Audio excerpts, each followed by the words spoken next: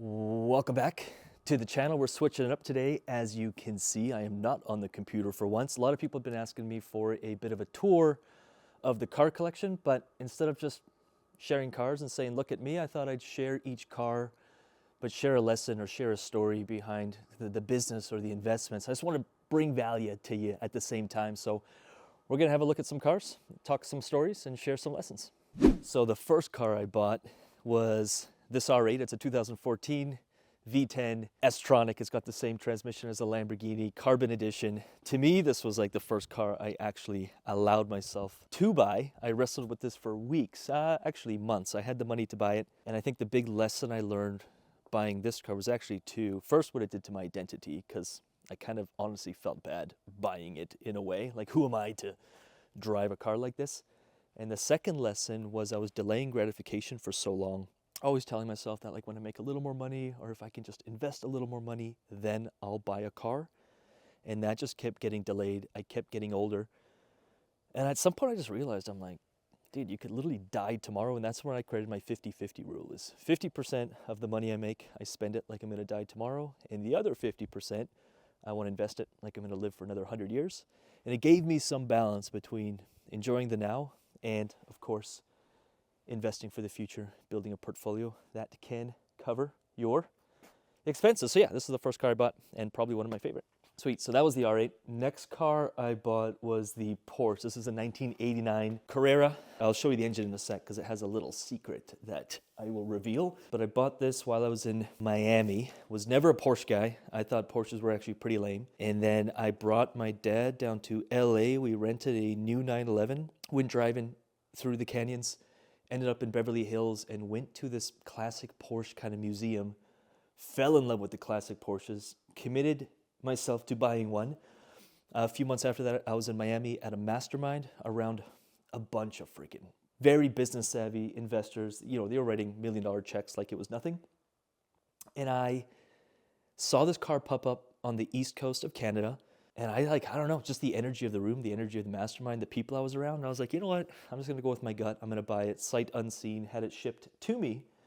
Got it. Awesome shape. Love this car. But I think the lesson I learned from that is I was always holding on to my money. I was still cheap. I guess I just had a broke mentality. And I think this car, I was like, you know what? I'm going to buy it. If I get ripped off, if it comes and it's not as seen, like, it'll be a lesson I learned. But I was kind of willing to, I don't know, not hold on to the money so tight. And it served me really well.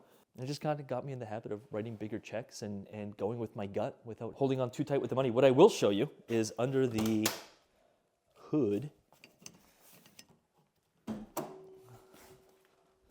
By the way, this has 88,000 original kilometers, which would be like 60,000 miles or something.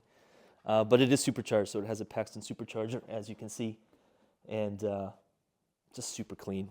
This is probably, people ask me what my favorite car is. They think I'm going to say Lambo.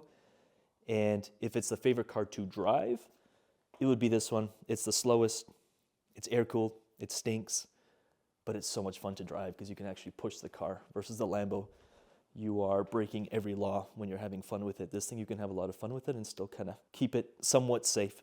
Next was the Charger. This is a 69 Charger. It's a 440, but it's stroked out, built like crazy. I think after the R8 and then the Porsche, I wanted something old school. I grew up in a trailer park. My parents were immigrants to the country. My mom drove school buses, and my dad would fix those school buses on the side for extra cash. So I used to work on the truck engines with my dad in the driveway.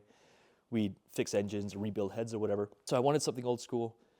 Bought this thing, and I think buying this car just kind of brought me back to that. I can actually build it, work on it, and I guess it reminds me of my upbringing and my parents. Like, if you work hard enough, you can become successful, and so I think it just encapsulates that for me. After that was the Huracan, the Lamborghini. This was always the dream since I was a kid. I don't even know if I've ever seen a Lamborghini in person till probably well in my 20s. I grew up in a small town where there were no supercars. I had a goal. I had a portfolio size goal and a business size goal. I told myself when I hit it, I would buy the Lamborghini. And this is it's a Evo, so it's rear-wheel drive. I wanted to get rowdy with the R8 being all-wheel drive. I wanted something that I could drift around, slide around, and burn some tires with. V10, over 600 horsepower, great car. I beat on this thing. I drive it hard. I track it. It's only been oil changes. That's it, and tires. They're bulletproof. I think the big lesson with this one is we just had a baby 2 weeks after we came back from the hospital. I bought it before baby was born, and I felt like I did so much work on myself. Like, I'm so big on identity work. I didn't want to rush the purchase of this. I didn't want to buy this to show off or to get validation or to feel some way. I wanted to buy it and just have it like a natural extension of who I am. I bought it. It actually sat at Lamborghini Vancouver for 2 weeks. And then they actually called me and were like, are you going to pick up your car? Picked it up, drove out there. It was an awesome moment picking it up, drove it home, parked it, and then went right back to work. Next purchase was the G-Wagon, and I always hated G-Wagons, was never a fan. I thought they were pretty douchey, pretty lame, and not good for anything.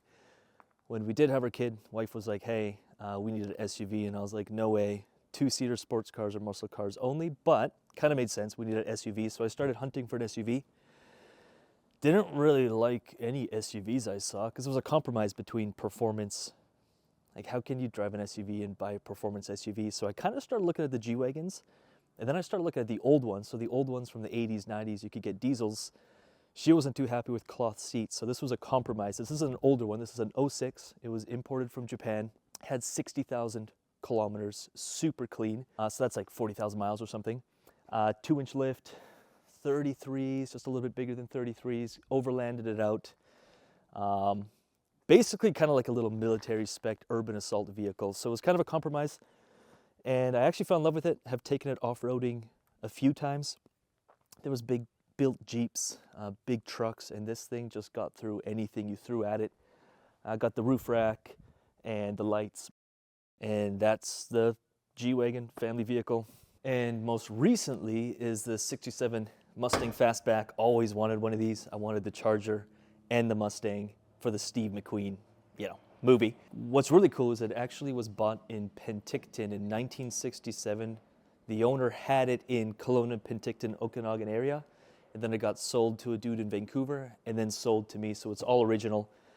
It is a project, so we're doing a bunch of stuff to it. I'll show you the engine in a sec here, but it's getting a 5-speed T5, 347 stroker, 9-inch rear end. It'll be blacked out, murdered out, chrome delete, and hopefully next summer I'll be driving it and it'll be added to the fleet. And I think for this, we bought the house, I built the shop. I am a builder, whether I'm building businesses or portfolios or I'm literally building cars, wrenching on engines. I've always been that way. It's just who I am. I like taking something that is maybe old or even doesn't exist and using my creativity and my imagination to think, which, by the way, everything starts as just a thought, just an idea, and then actually build on an idea and build something tangible. So I feel like this car just kind of brought me back full circle. Since I was a kid, I always dreamt of having a shop, working on cars, driving supercars, and I think this was like the final come back home, get your hands dirty, build some cool stuff. Yeah, that's the 67 Fastback. And that's that. Hope you enjoyed. Hope you got some value. I have such a huge passion for cars, so I hope that you felt that. Maybe you feel like some of this is attainable to you. I literally grew up in a trailer park, and so much of this was just, I see it in a movie and I was like, that's impossible. Maybe I can just share with you that it is possible. And if you did get some value, do let me know. If you want more content in this kind of style, do let us know in the comments below. Like, subscribe. And with that said, we'll see you in the next video. Peace.